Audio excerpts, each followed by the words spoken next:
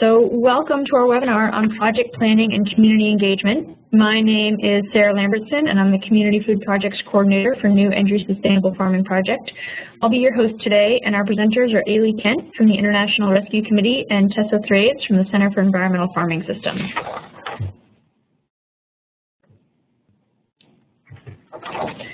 Just take a quick look at our agenda here.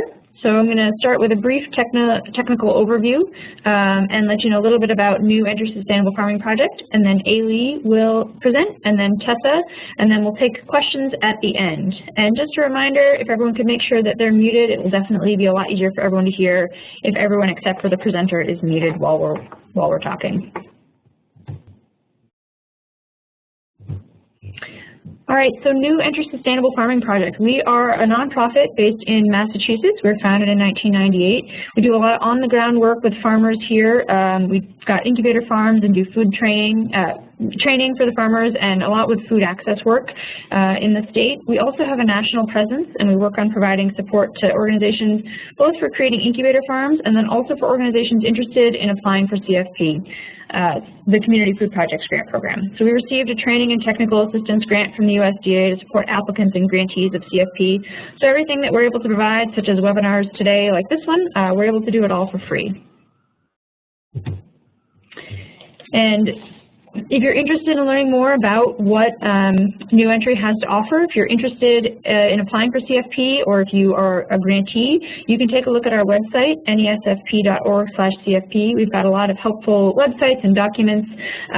We also do one-on-one technical assistance, and on the website there we've got a link for an intake form. You can let us know a little bit about your project, about your organization, and I have a follow-up conversation with you just to learn a little more. And then we either connect you to one of our technical assistance providers or help you myself, and the questions range from everything from how to use grants.gov all the way through things like this, community engagement and project planning, and really making sure your project is aligned with the goals of the grant program. We've got webinars such as this one, as well as other webinars on the website there. My email is here, but I'll have it again at the end. So at this point, I'm going to introduce our first presenter, who is Aley Kent. And I'm going to hand this over to Aley.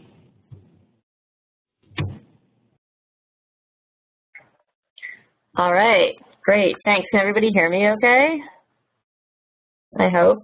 I'm going to start talking, and if for some reason I cut out, then raise your hand or write something in. So hi everyone, I'm Aley Kent. I am one of two technical advisors for food security and agriculture for the IRC's, for the International Rescue Committee's national program. As some of you may know, IRC works all over the world, working primarily with refugee and displaced populations, and we also have a pretty large resettlement program here in the U.S. where we work across 22 different cities, working with everything from helping people to, picking them up from the airport to helping them get into jobs and into housing here. And we have a strong New Roots program, which some of you may have heard of, which involves everything from community gardening to nutrition education programs, helping people to get jobs in agriculture and assisting people with getting access to the best food possible to them. So I've been working in food systems and community-based planning for probably about 15 years now. I worked at Pepper International for about a decade, and then for really my whole career I've been doing a lot of this just community organizing and organizational development work. But what's really sort of inspired me, I guess, was learning early on about participatory planning processes and understanding how when you really put the community in the driver's seat, there's so much more that can get done. And learning some tools and techniques to do that have been just opened tremendous doors and really helped a lot of groups that I've worked with to make huge strides forward. So it's fun to talk about this today. So when I'm talking about participatory planning for action, I found this great quote from Robert Chambers, who's done a lot of this type of work, and this notion of it being a family of approaches and techniques that enable a community to share and analyze their lives and conditions and formulate appropriate and empowering action. So it's really putting the community in the driver's seat and focusing on community member experience and knowledge, and together, like putting the community out front really also fosters the community involvement and builds leadership just in the process of doing the program planning. And in doing so really also creates realistic and attainable action plans. I wanted to just talk a minute more about participatory development and this notion of images. Tessa later is going to talk about language, which I think is a really powerful, another powerful piece. Images are also something to be very mindful of as you're doing planning work, because I think that images connect with people on so many more levels than words do, and other other sort of processes or things do. And so anyway, the Institute for Cultural Affairs talks about images a lot. But anyway, this notion of images and our images of people and how we see people, and as that changes, how that changes our role as, quote, community developers or organizational leaders or staff that are working in partnership with communities. So, if people are objects to us, we are the subject. Like, it's really not about them at all. And you move sort of down this spectrum to people and community members being, participants, to partners, and to self-developers is really the ultimate goal of participatory community development, and where we become partners and we become facilitators and catalysts to a process that's going on, almost without us ultimately. The idea is to help community members become their own self-developers if that capacity isn't already there. So I included this basic project planning diagram. This is something that's based on, there are many indigenous cultures in this country that have, medicine wheel diagrams on, how things grow and evolve. This is sort of based in that. It's rooted in a lot of community development work that's happened around the world in grassroots settings. And I'm going to go through the different stages and talk about some of the tools and approaches that can be used as you sort of help a group sort of walk this path. So starting really in the center with the group and talking about who the group is, moving to the right, being really vision-led, talking and establishing a vision, and then going around to examining the current reality, helping the group do analysis of the situation, and then coming up with an action plan based on their analysis. So when you're talking about the group, there's a lot of things you can do, and there's a lot of diagrams around, stages of group growth, which are really important. I just wanted to pull out this one tool here that I have found really useful, and something that I think sometimes gets ignored or over, just sort of, skipped maybe. As we get into program planning, people will sort of skip into, well, what's our vision and where do we want to go, and that's great, but sometimes things then down the road get muddled because there's never been a time to just reflect on sort of who we are, like who is this group that's doing this work, and what is important, what are the sort of common themes that sort of bring this group together. And so I included this one tool that I've used many times of appreciative interviews, where you literally have pairs of people or maybe threesomes, depending on how big your room is, just ask each other these questions. What's one of the best things you ever did in this place, or something about this project, or something that's, obviously these questions might become more specific depending on what you're actually dealing with. But, what's one of your favorite things? What new and exciting things are happening? What potential do you see?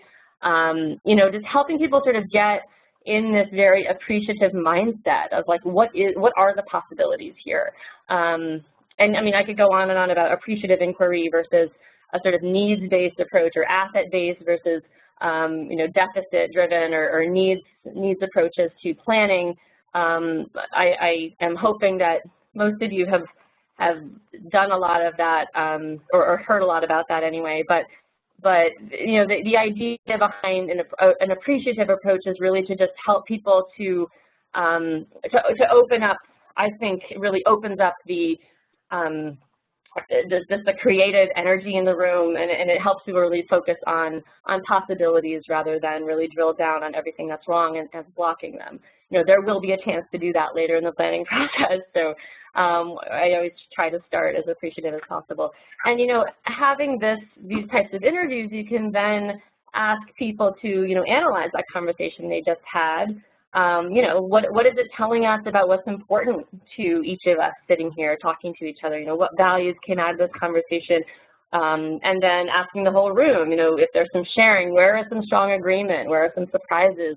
You know, what are you seeing here? And then finally, you know, how does this influence, you know, our project, or, you know, what we're trying to do here, and, you know, what else can we do with this information? So it's a great way to foster a conversation about the bigger picture and help people sort of step out together on the same, you know, sort of go on the same path together from the very beginning. So moving into visioning, there's a lot of different visioning activities. You can have people close their eyes and think about leaving their neighborhood and coming back and what they see.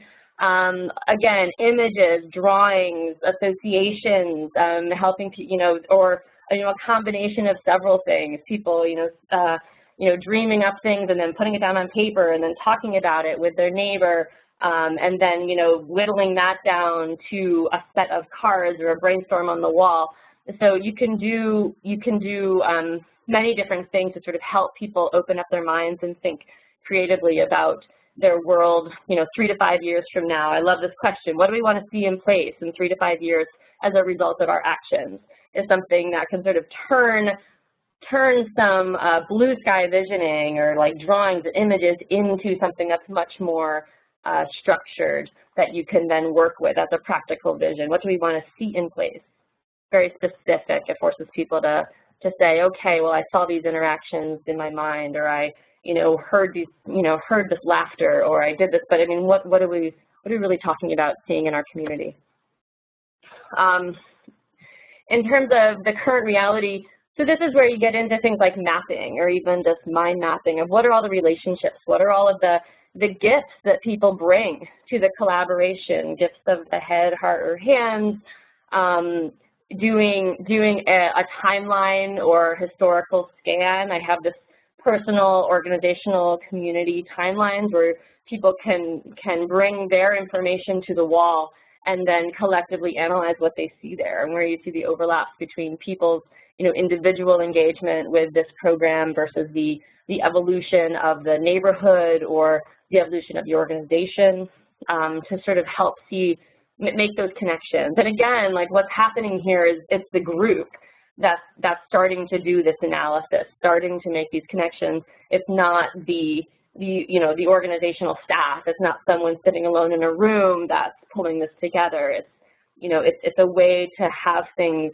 out for a room of people to really follow along and see. I know what I did on the next page. So this is another sort of tool, a community mapping tool. A lot of people will do like actual geographic mapping, which is a great way to, you know, help a community to think about what their assets are and what resources they can pull from. That is something where you can literally have a core group of people that, you know, goes out, you know, decides on what they want to answer, and they go out and do interviews, or they gather data and they put it back in a map, and they come together and you talk about it.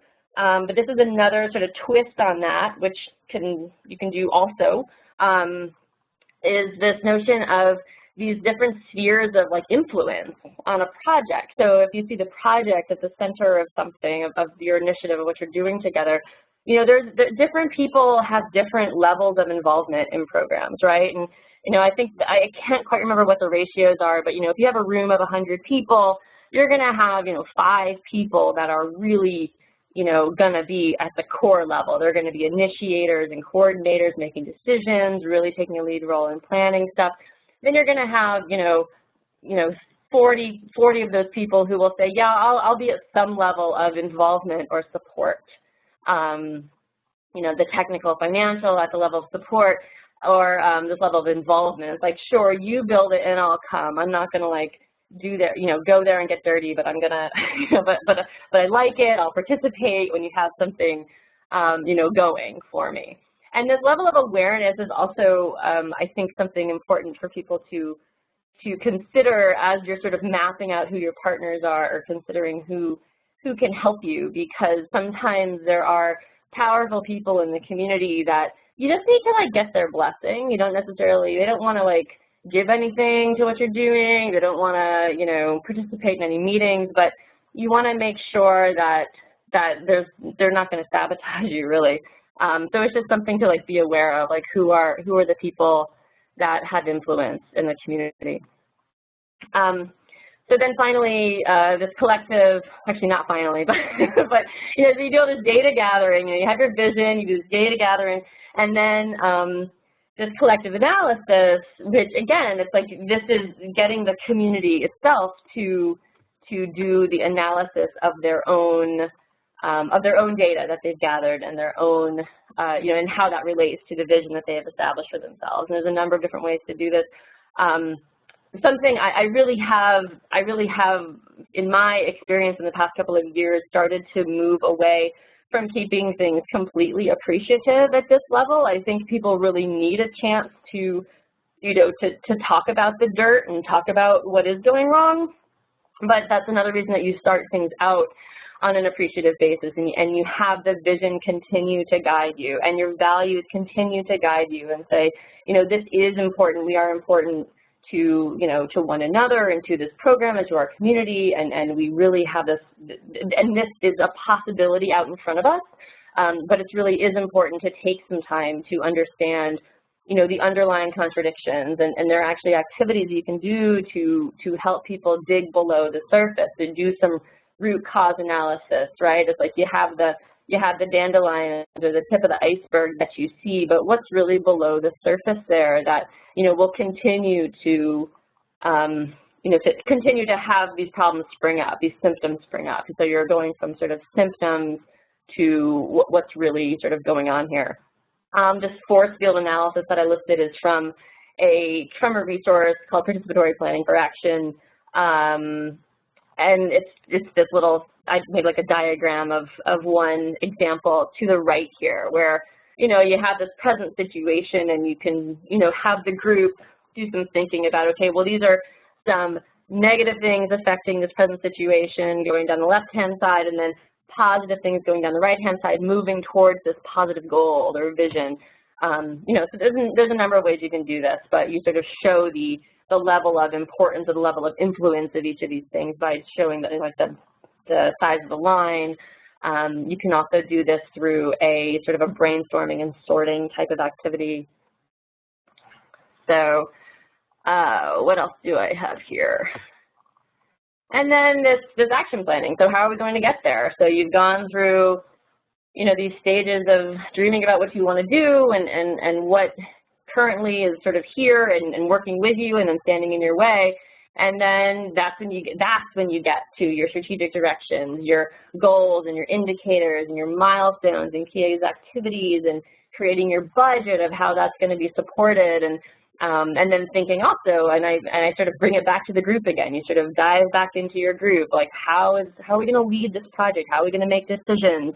How are we going to do all these things that I think sometimes also gets forgotten about. We get really focused on our milestones and our program, and it's at the expense sometimes of the group itself, and that itself can become a sabotage of the project.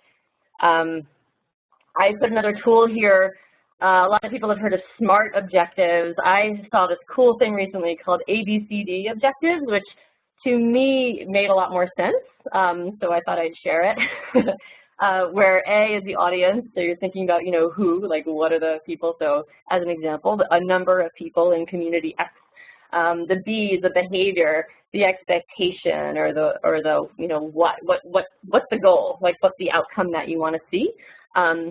C is the condition, like what needs to happen in order to achieve that outcome. And then D is the degree to which that happens, so the when or the how much or what percentage of something. So, you add these things together, and right here it's actually A, B, D, C, but it's, you know, the number of people in community X become community advocates or leaders by the end of 2016 through engaging in program learning events. So it's another way to form clear objectives that I thought was very useful, because sometimes people, when they try to form, quote, smart objectives, can get really, really bogged down. And, you know, it's not about that. It's about just getting clear on what you want to see happen. So the easier way to do that, the better. So here's another way to do it. That's all I had. I want to hand it over to Tessa, but I did list my resources here, some recent ones that I've used to pull this together today, and ones that I've used for years and years that I have found really useful. So I'll leave it at that, and I guess we're going to do questions at the end. So over to you, Tessa.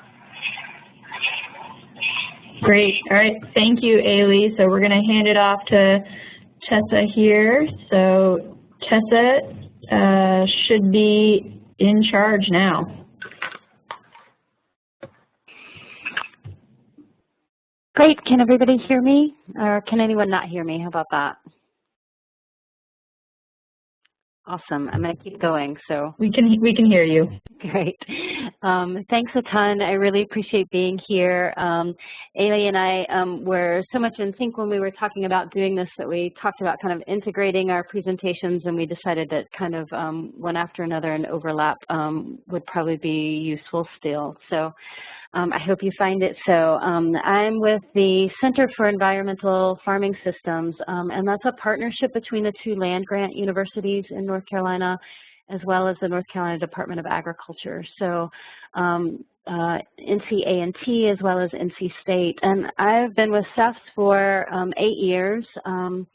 And I started out with them in a community engagement process in the place where their research station is. CEFS has a 2,000-acre research station, as well as doing statewide food system work, and then evolved to working on the statewide initiative that we had, and have been doing youth work for them for the last 5 or 6 years, which is kind of where my roots are. My background is as a folklorist and an ethnographer, so I'm all about stories, and I taught college for 11 years and did a lot of service learning work in conjunction with my community development work that was on the side. So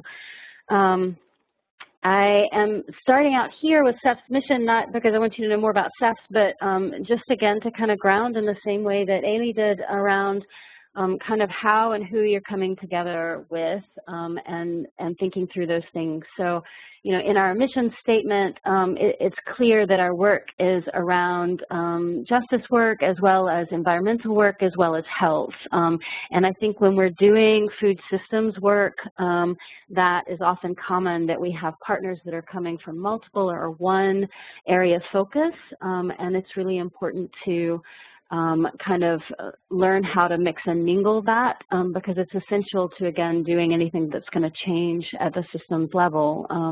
But values is the other thing that I think is really essential, and assessing how and where people are coming from and why they're coming to their work is kind of rudimentary to the success of a collective group. And again, the way Aley was talking about group structure, again, really thinking about the critical lens that different groups come from, and how that meshes into a cohesive collaboration.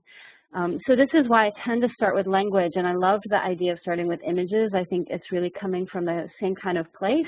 Again, I do a lot of our work with youth, so all my examples here will be with youth work. I hope that that's fun and convinces you that if youth can come together to design programs, anyone can, but maybe not. They have less baggage than some other folks, so than maybe the rest of us.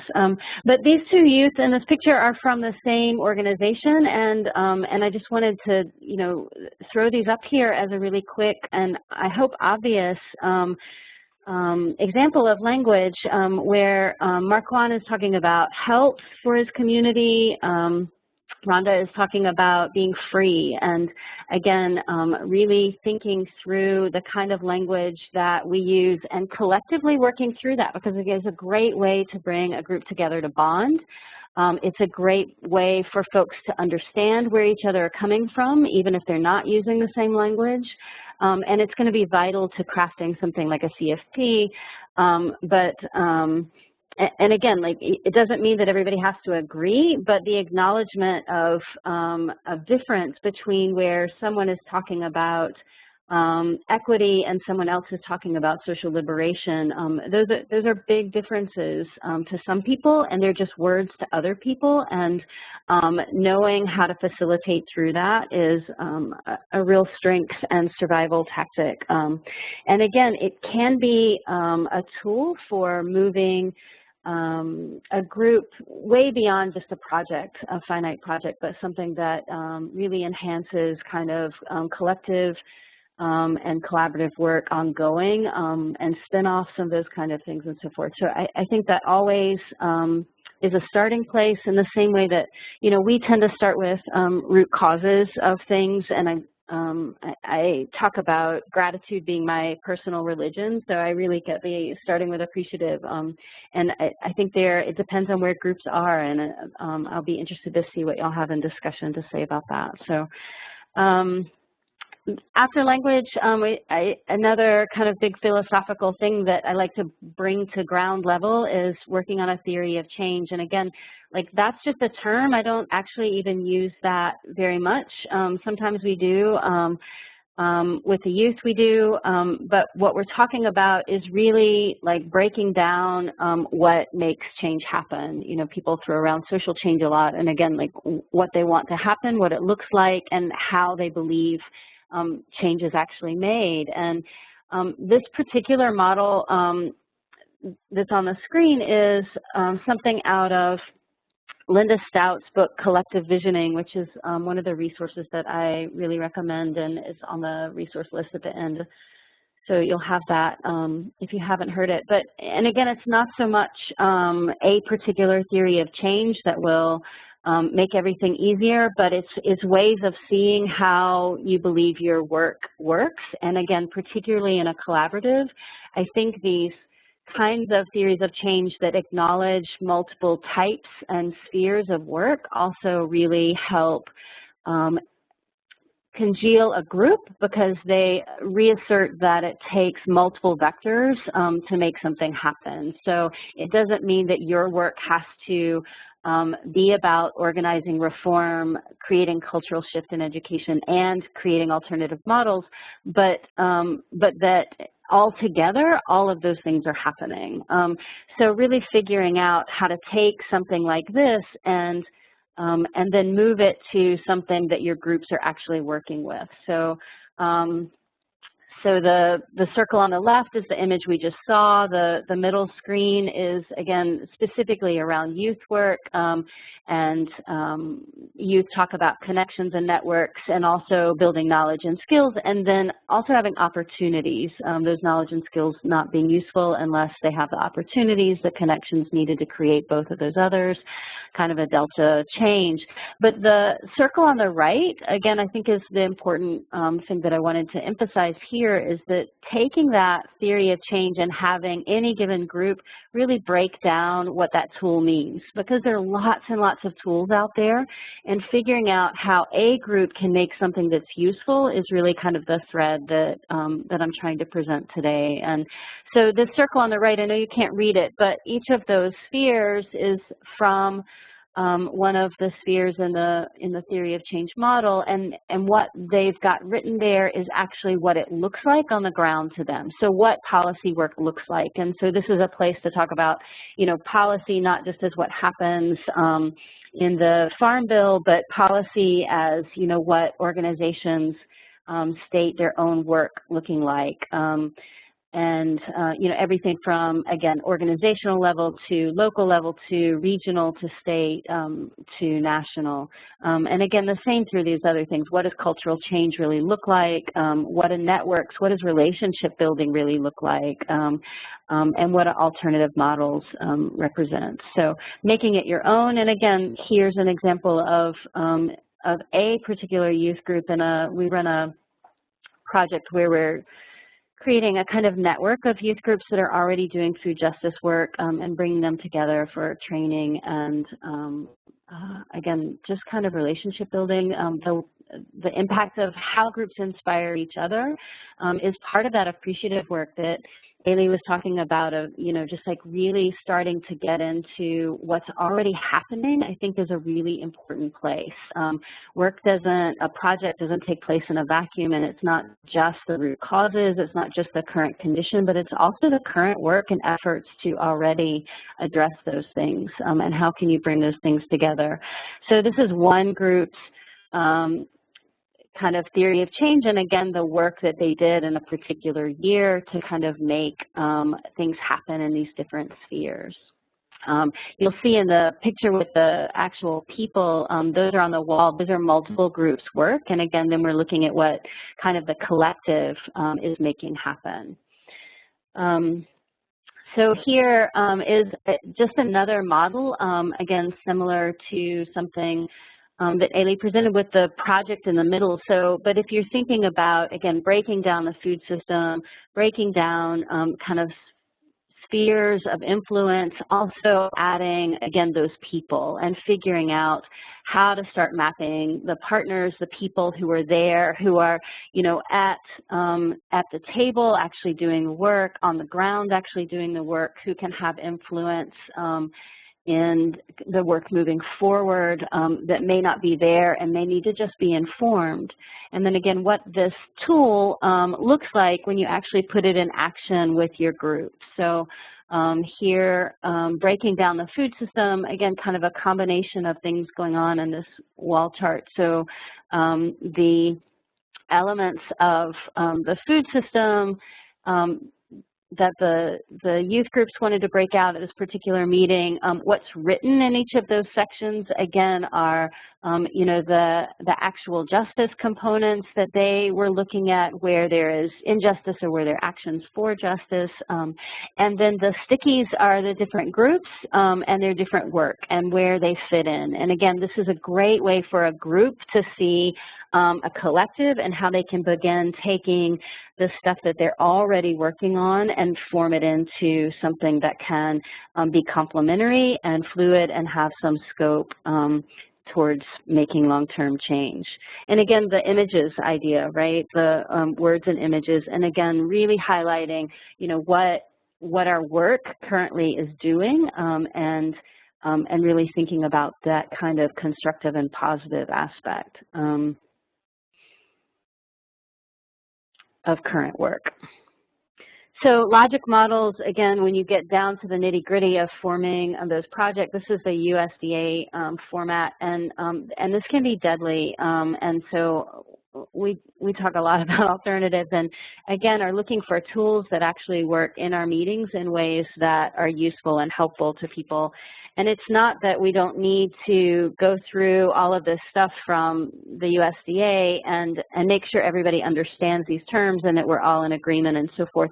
But for actually working, we find that some kind of model that makes sense to the collective, that's more visual, is oftentimes just more constructive and more lively, and again, not getting bogged down, again, in things like SMART objectives. I love the ABCD model. I think it's much more, it's much friendlier than the SMART objectives. But so in the same way, you know, I love working with this tree model. It's something that we do on a big wall chart, and I've used in many times with many groups, especially when we're introducing project development, or folks have something underway and they want to break apart the pieces again to really get a handle on what's doable and what they want to do together and what it looks like a little bit backed off. So you'll notice the roots here says resources, and that's a great one. A long time, maybe 6 years ago, when we were doing this, someone in one of the towns that I worked in brought up that resources are both positive and negative, just like history, and that root causes belonged down in resources in the same way, because we learned resilience, we learned all these tools from root causes. They're part of the resources that we have accessible and don't. And I found that really useful. The other thing that gets left off of most kind of logic models that I think is really valuable in this kind of tree image is values. And again, that goes back to where I started, of really like crafting from the beginning where your values are, and that's something you can usually come to collective about. Heifer work is great about this kind of rudimentary place to start with a group with that kind of framing, so that, you know, like a critical lens on equity, being able to actually name values can make a difference in when you get in touchy places between trying to figure out what will work and what won't. And then the tree kind of evolves into some more standard terms related to a classic logic model, so objectives, activities, outputs, and outcomes.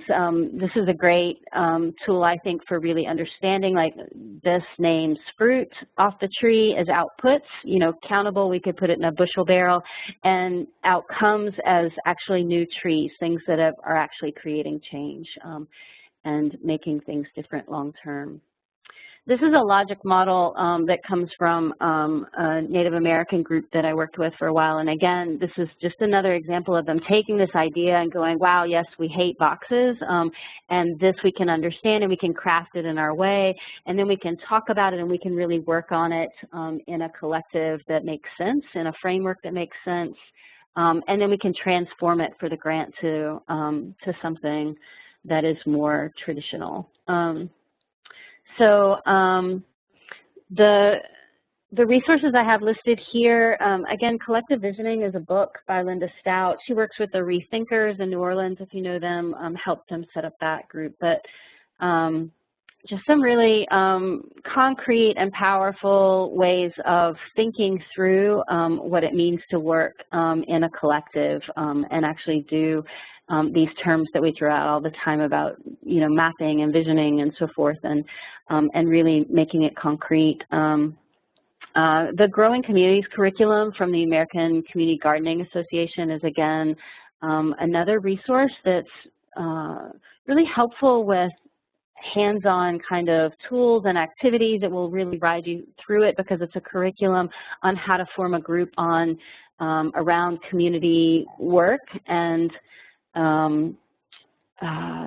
you know, kind of integrating the idea of the food system work in a bigger picture of what it means to make positive change for a community on the ground.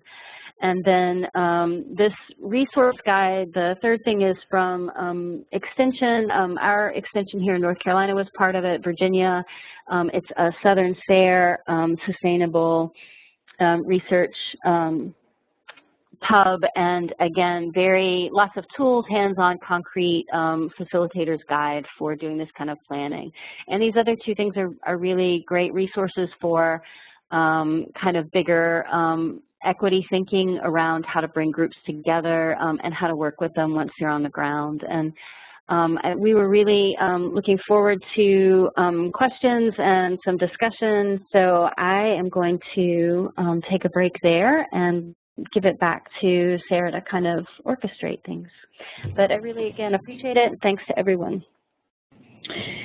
Great. I just want to start off with a big thank you to both Aley and Tessa. I think you guys did a really fantastic job highlighting this topic and really weaving together your approaches. And just for all of you to know two things. One, that the resources that they mentioned, I'll make sure to email them to all of you before after the webinar, so you'll have them all, and also that both Tessa and Aley are two of our technical assistance providers that work with the applicants and grantees of CFP. So if you are thinking about applying or have already received the grant, these are two of the people that you might have a chance to work with. So just wanted to put that out there.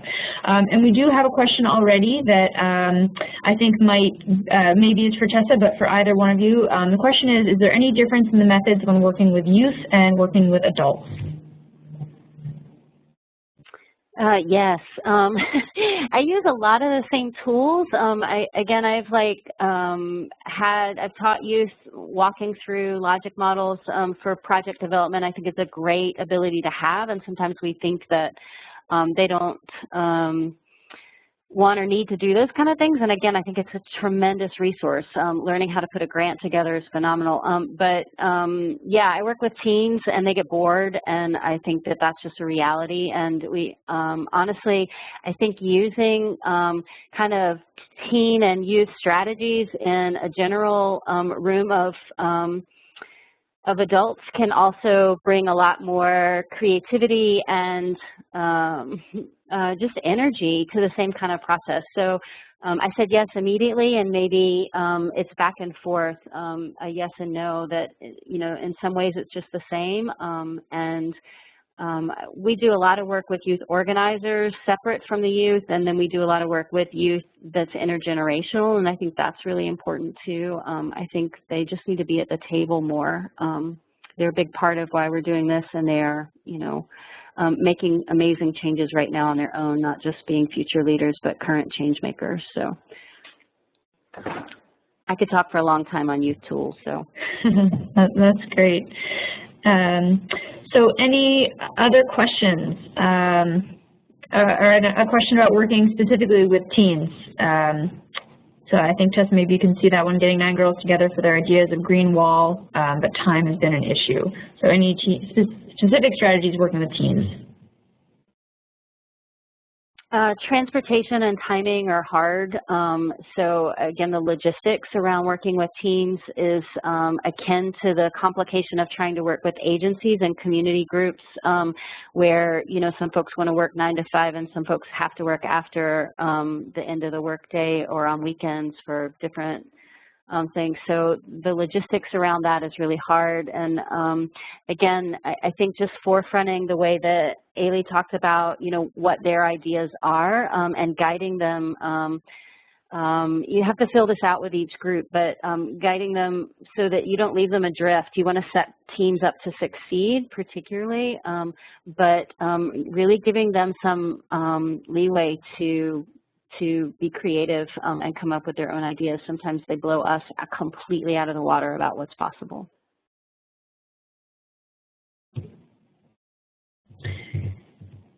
Great. So any other, all right, so we've got another question here. Can you clarify if there has been success with a less copy and more creative version of the logic model for CFP grants, or is it preferred that we translate our personal logic model to follow the USDA example? That is a great question, Angela. Aley and Tess, feel free to jump in if either of you have thoughts on this. I know that the USDA, that NIFA in particular, does have a model that they put out there, but that is not the only accepted version. My thought would be that if you went down one of the really creative paths that Tessa was talking about for sort of the community engagement side of it, that when you actually submit the grant, that you might want to tailor it a bit more towards their model, but I don't know that it needs to be sort of strictly and exactly. And Aley and Tessa, I don't know if you have any other thoughts on that. I'd recommend using the standard model if you're going to submit something, and if the creative model adds to that, I think that's great, and I think it can be a real good evidence of your community planning, which you know, when I was reviewing CFPs, that's a huge part of it, like really knowing that folks are coming together. So I would say both if you can scavenge the room. and just making sure that all the dots and T's and I's and Q's and P's are crossed if you're not submitting the standard version. Great, thanks, Aley. So Aley, I've got I was just going to say I would totally concur with that. But I think folks at the USDA are just sort of used to reading a certain version, and so I mean it's all right. If you think about yourself as a facilitator, you know you want to facilitate your grant reviewers to have the easiest time reading their grant too. So it always helps to do a little bit of translation, I think, if that's necessary. Well said. Yeah. So I've got another question here that I think maybe would be directed towards Aley, but either one of you are welcome to jump in. So what are some of the challenges in working with immigrant or refugee communities, and how do you address these challenges? I see some of my IRC colleagues are here, so I almost wonder if they should jump in. But I mean, some of the biggest difficulties that people are surmounting have to do with this language. And I mean, if you want to have a planning meeting and there's many different language groups and you need interpretation, you know, it means more time. Certainly anything that involves, you know, grids and doing a lot of writing and written stuff, I think is sometimes difficult for people to take in if they are coming from a pre-literate or non-literate history.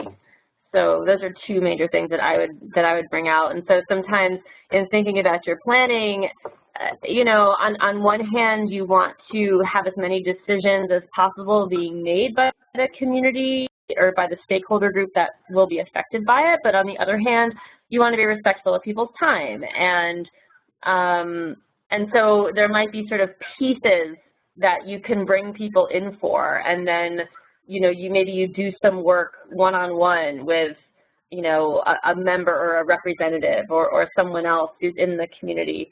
And then you sort of, it's like this back and forth. You sort of go, you know, and then you present it at the next meeting and get some feedback and get some new ideas, and then you sort of work it that way. But I think it means that things have to slow down a little bit.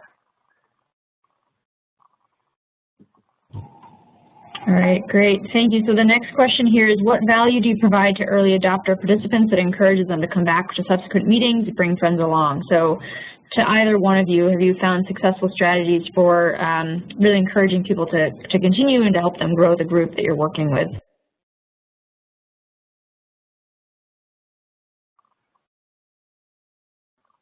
Sure. I think, you know, in some ways just what just the previous question and what Aley was talking about is really constructing your agenda so that there's concrete progress, that you have something at the end of the meeting and that you know where you're going next is usually something that everybody really values. And so that would be one thing.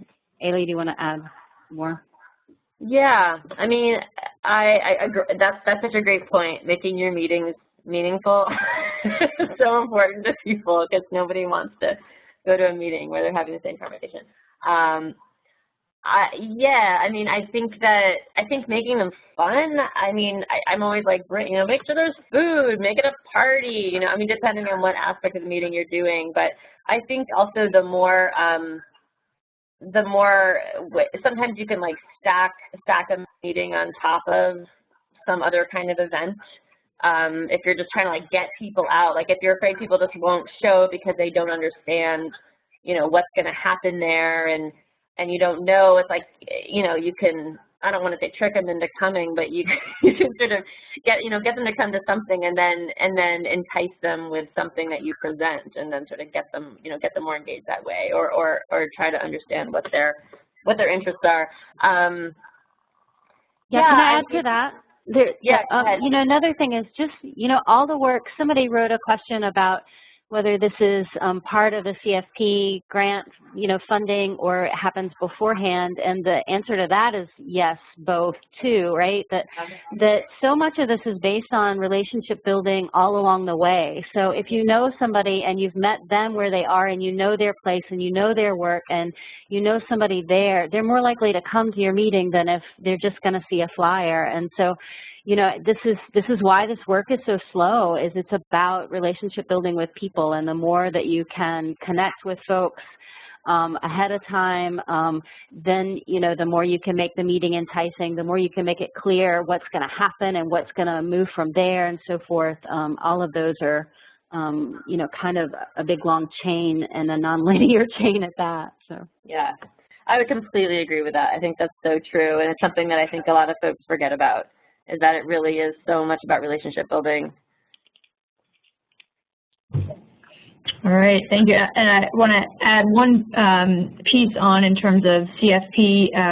There are planning grants and implementation grants. So for a planning grant, your work can focus more on this. You do need to have, before any application, some demonstration of community engagement in place already. So you don't want to write the application with none of this, but you are able to sort of incorporate this to some degree into the actual planning and the work of the grant itself. So but it's great definitely to do this beforehand and to really start those relationship buildings well before you've written your narrative, because this is a really important part of that.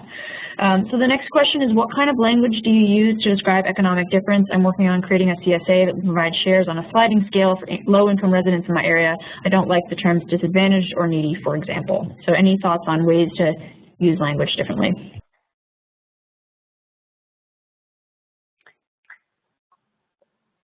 I think that's a great example for me of, again, like actually working with the stakeholders involved. I don't love the word stakeholders, but you know what I mean, right? So, that I think we oftentimes create these things and are looking for the language, when the easiest way to find that language is to work with the folks who'll be using it. And again, in a collective, in a room, it can be a real game changer in terms of relationship building. And otherwise, like, those language things are hard, and I think, again, need to be teased out, because, I could say, we used, underserved in this community, and we use, economically disadvantaged in that community. Again, like, it varies so much from place to place, and I think that this is really specific, and there are always times and places where the language at the national level is specific, and so everything Aley said about the logic model would apply there too, is that the language in the grant going forward is probably strategic about who's reading it, so that you're translating for them what you and your community mean. And maybe Sarah and Aley have constructs on that language that's current right now. I don't, but just something else that, and I mean, Tessa, you were getting at this in your presentation, but I mean, even taking time during a meeting to just, if there are words in there, like sustainability or something that comes out, it's like just pausing and asking the room, like, what do we mean by this? Are we all sure we know what we're talking about when we say this? And is there a better word that we all know we can use?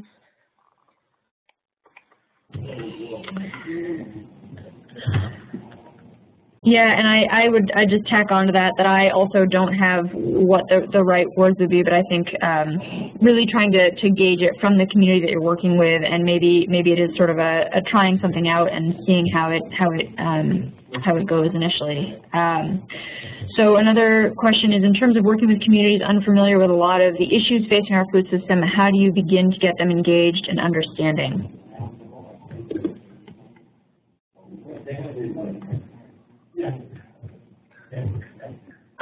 Can you just restate that? I'm looking for the question in the list too. Sure. In terms of working with communities unfamiliar with a lot of the issues facing our food system, how do you begin to get them engaged and understanding? So if some of the terminology that we all use in this work is just not familiar to them at all, where do you begin with to really get them sort of understanding the issues that everyone's facing. Yeah. I mean, again, I think that sometimes, you can bring a community of people together that, where there are some people who are pushing, who are like pushing to get something going, like get a farmer's market going or get something, up and running, and so they want to start this project, and then you have a lot of other people that aren't even aware that that might be an issue or that might be an opportunity. And I think that that's why I actually love the process of values identification and visioning at the very beginning, because you don't have to start with a problem necessarily, but what can start to happen is as you start to articulate as a whole community of people, you sort of invite people to a meeting saying, we're gonna talk about ways to improve our community, or if in your conversations with people, like there are certain things that come up that may have, very, tangentially related to food systems or, community engagement or youth having things to do after school or things that you can sort of see are related, but maybe they don't see it at that point. If you start down a road of doing some visioning on just like how do we see our community in the future and what's going on here, then in a way these folks that may quote not understand the problems or not know what's going on are going to hear from a lot of their their neighbors and other community residents about issues that they're dealing with, and I think that there'll be a lot of links that are made there.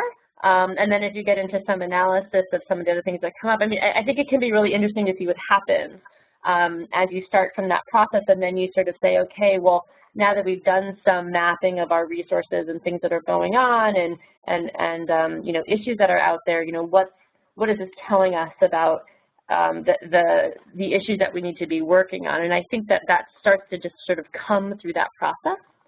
That's what I found anyway. I also think that, I mean, you can have like info sessions with people presenting as well, but sometimes I think the self-discovery is much more powerful in a way than being told what's happening.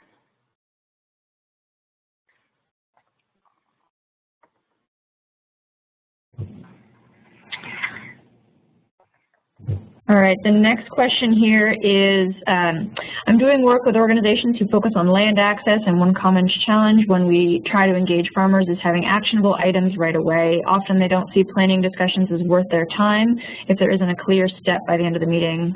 While there are always ways to do this, it's hard to tell if this is the first time engaging in the process. Do you have any advice on how to improve engagement with farmers? That's true. Yeah, that's... That's actually funny because I feel like, in my experience, farmers have a lot to say about what's wrong with the system. And so, in a way, sometimes it's easy to get people to a meeting based on, conversations you've had about, oh, well, prices aren't good, or the market channels aren't working for me, or I can't get access to this type of capital, or there's issues like that, and that can turn into an invitation to a meeting. It's like, well, actually we're going to be having this meeting that's trying to talk about the market and trying to talk about this whole system that is linked to your farm, and why don't you come along? So I mean that would maybe hopefully get them in the door. But then yeah, I mean absolutely what Tessa said earlier, make sure that you're structuring that meeting to not be too long. Have some have maybe like an activity or two that you're doing that night, and then wrapping it up with, next steps and the outcomes from that meeting. And timing, yeah, just logistics of timing. Certain times of the years we can have more meetings with farmers than other times, and that kind of thing. But, one strategy that worked once, so I can't say it will work again, but once we had some really good luck having meetings with farmers, just farmers, and then they sent some champions to the other meetings that had a broad spectrum of stakeholders involved. I think, again, asking them, which was Julie's suggestion on the thing is a good idea always, right? Just start at the source. But you might try that. And again, it's about logistics. It's about timing. It's so much of it. It's not that they don't want to be involved, just as everyone else does.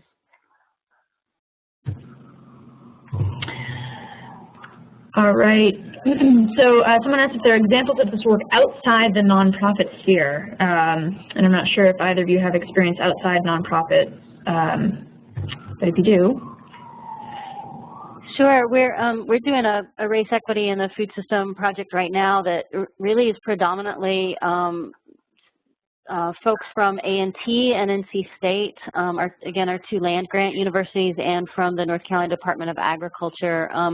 Again, the whole environment and the timing and logistics around those, the strategies can really be different.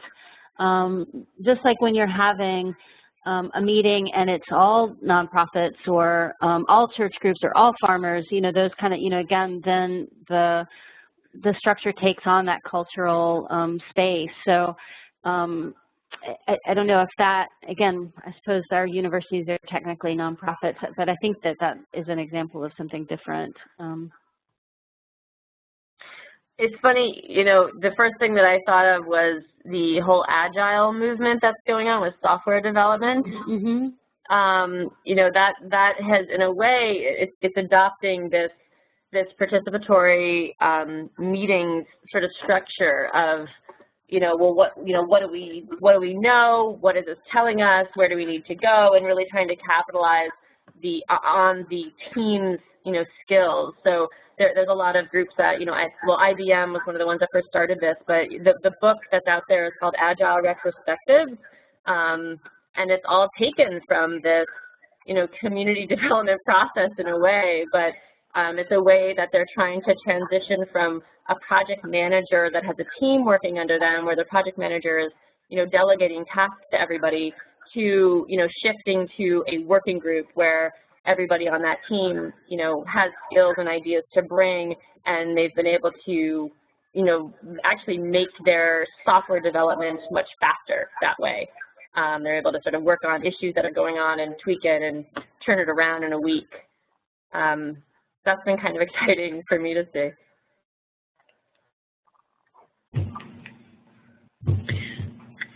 All right, so this question is sort of dovetailing right off of that one, and if you have more to add to it, just asking how the strategies differ based on the type of group you're working. So you sort of already addressed that, but if you have, for government or small versus large nonprofit or community groups, if there really are different approaches or different strategies that you take for those different groups.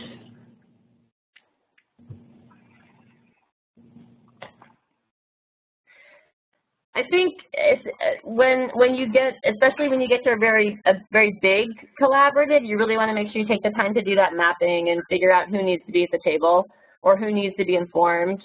And then based on that, figuring out how you want to structure your meetings to make sure the right people have the right input, and have sort of strategic ways to bring that together. So whether you do have sort of caucus groups of, like Tessa was talking about, meeting with farmers and sending representatives, or, in this case, it might be community groups, and then meeting, with the folks at City Hall separately, and then bringing them together later. You have to sort of think about the larger sort of overall, like, long arc of the program development, and then figure out how you can, like, fit these meetings in. And it may not be everybody all the time.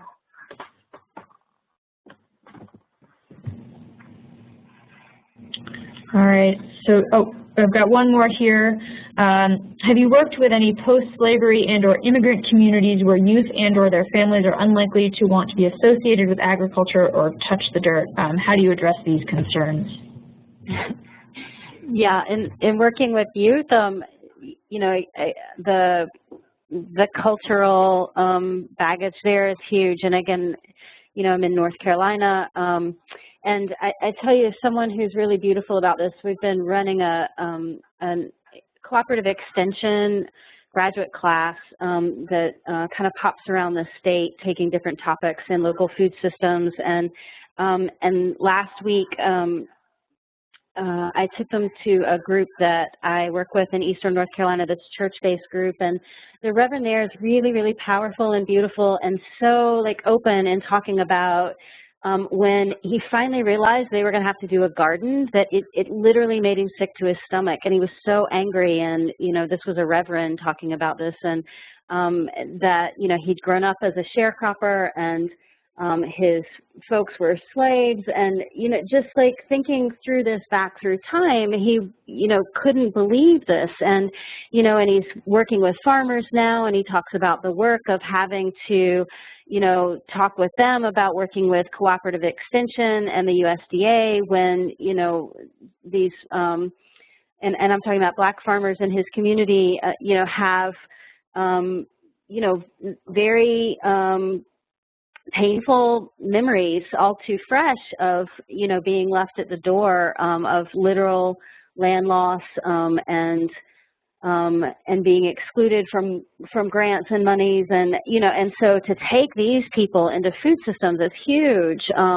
And I think honestly, again, this is where the language comes in. This is where framing these things in terms of what are we really talking about and what we want to do, and and the power and the history and the amazing resilience and knowledge, and how much of our ag system comes out of these same traditions. And so how much of it is fodder to be reclaimed, and when and where people are willing to do that. And again, sometimes that has to come from the right person, and that's another thing. The champions that you have involved, who's at the table isn't just who's at the table, but who's leading folks to that table. And again, I can't talk someone into. I'm a white woman from the South and middle-aged, and I can't talk to someone into something the same way Reverend Joyner can, coming from a totally different body and history. And again, where we can open up these conversations and acknowledge this, because this is one of those things I hear too, of like, oh well, I'm in this state and race isn't really an issue here, and so we don't have to deal with that. And there's no place that race is not an issue in the food system. And so being able to open that up and have those conversations, no matter who you're working with, but particularly working with youth, and I'd have youth that were really excited about working in the garden and they loved it, and they go home and their parents are infuriated, and they're like, we didn't work this hard to get to this country so that you could be digging in the dirt again. And so again, like really facing these kind of historical structural racism and just outright horrors from the past, and where they bring us to right now, and the space and place where food systems has an empowerment possibility and an ownership and a place and a reclaiming that's vital to health, to survival, to financial stability, all of these things. So I think you really hit on something there, and the answer is, in this case, I will say always yes. Always yes. And all right. How do you frame or initially describe the purpose of the community planning process? Are you starting with a specific agenda, or is it open-ended?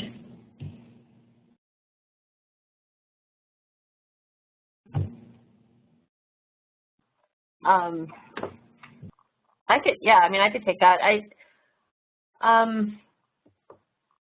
Well, I mean, usually there's some reason that people are, wanting to come together around something, and so, I mean, it's so interesting as a lot of these questions are coming up. I'm being reminded how important language is. Thank you, Tessa, for focusing on that so much in your presentation. But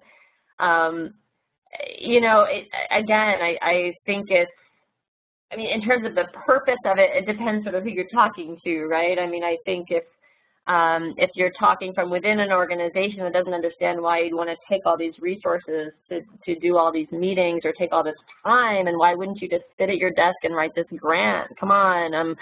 I think there's a very real purpose around getting the community involved and the longer term value of that, building the relationship, building the group through the process of planning. There's so much group development that happens just by people being engaged in a planning process that then really builds ownership and builds also responsibility, and responsibility increases power. And so if people are involved in the process, then I think it's going to inevitably lead to more power building and more ownership and frankly less to do by the organization in the long term.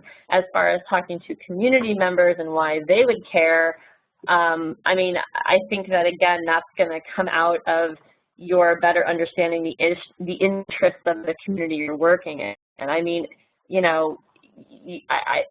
can leave it open-ended, but I think that inevitably that's not going to happen because it's always around something. So I mean, if you're talking about a gardening project or a youth project, there might be people that have come up with an idea, and so then you want to invite people to come to the table around how maybe some aspect of their community that they want to that they're trying to work on, or people who are maybe already involved in doing something that's related to this larger idea. So you're going to sort of steer it in that way. Sorry, that sounds kind of vague.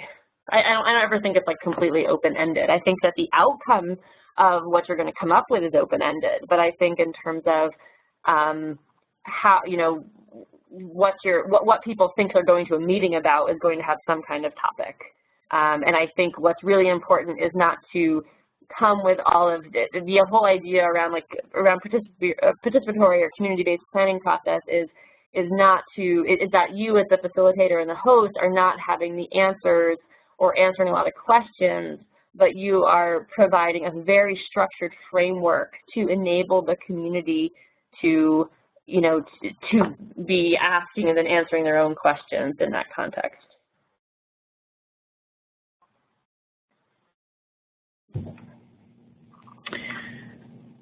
All right, so it looks like we've come, I think, to the end of the questions that have come in. So if anyone has any final questions, you can send them in now. And while everyone's thinking, I just want to send another big thank you to Tessa and Aley. I think you both have done a really phenomenal job here. And also thank you to all of you who joined us today. I think these were really great questions, and I really appreciate the engagement and the level of engagement and the sort of depth of questions that we're getting from all of you. It's really fun and exciting to hear it all coming, and we really look forward, hopefully, to continuing to work with some of you if you want to continue to be involved in this work and continue to get support from us and our partners. We're here to help and really want to do that and really want to spread this work nationally as far as we can. So just want to say a big thank you. I will be sending out a recording of this as well as the resources that Tessa and Aley talked about, and as well as the feedback form. So if any of you have any feedback that you'd like to share, we'd love to hear it when we send that out. And please reach out to us if you have any further questions or more follow-up. We'd really love to hear from you. So looks like there are no more questions coming in, so I think we're going to end it here. But again, please feel free to reach out to us following up, and just want to thank all of you for being here today. Thanks a lot, Sarah.